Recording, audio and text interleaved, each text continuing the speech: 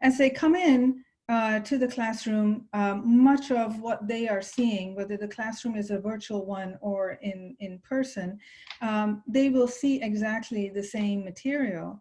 And they are seeing here everything that is required for the class in terms of the reading, the assignments, the activities, the links, all of it is shared on the same place. And what we then engage with is a range of activities that prepare the students to become counselors in the Supreme Court and to take on the role of justices in the Supreme Court as they are engaging with the information and the issues that are most current and that are related to our Constitution. What we do, what we discuss, and what we engage with are issues that are very current in today's world. But we have to begin with an understanding of what that history is. And that understanding begins with two debates. The first one on the Federalists and the Anti-Federalists. This debate we held in the virtual class.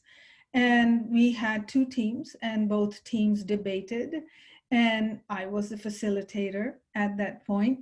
And these are our teams, for example, and the materials that they need are all offered to them online as well. So they see everything that they are required to have. The same process and the same protocol was held for the Bill of Rights debate, in which our class, again, took two sides. One arguing that it is not necessary to have a Bill of Rights attached or in the Constitution, and the other arguing that we do need it because it is going to safeguard the individual's rights. And this followed in much the same vein as the previous debate. So it was extremely exciting to see students engage in this forum who enjoyed it and were surprised themselves that it had followed quite much the same process. This, for example, is exactly the procedure that we followed, which is also what we will do in the classroom. One of the other challenges that are given to our students is to get to know the Constitution on their own terms, using the means that they have and engaging with it with today's world. So we've gone back in history when we're arguing as Federalists and Anti-Federalists. And we've gone back in history as we're arguing about the Bill of Rights. But then when we come to the Constitution itself, we very much engage with the present day. And how do we do that? Well, one of the ways in which that was done is the challenge that I set for the students to create a set of pieces that would answer the questions that they were being given. They had 10 questions in total, and 5 of those could be answered in a most creative way.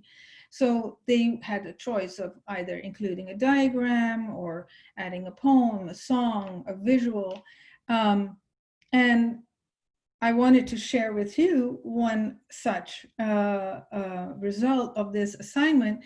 And it happens to be also Ruby's, whom you saw at the beginning of our presentation.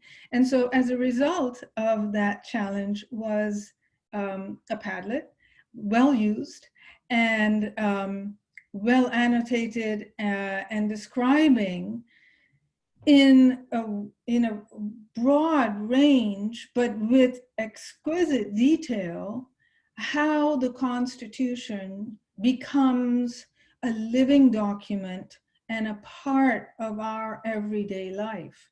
So given Ruby's experience in this, you're able to see that it isn't just a text that is given and that has to be absorbed, but it is a text that's alive and well and that's being translated into a forum that becomes accessible to all.